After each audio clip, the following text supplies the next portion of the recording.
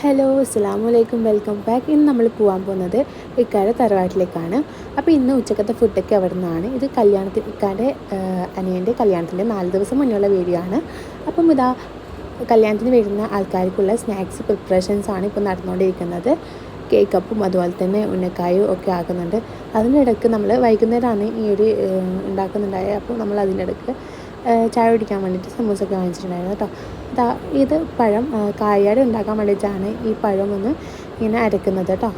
അപ്പോൾ കേക്കപ്പം ചുട്ടെടുക്കുന്നുണ്ട്. അടുപ്പിൽ നിന്നാണ് കേക്കപ്പം ചുട്ടെടുക്കുന്നത്.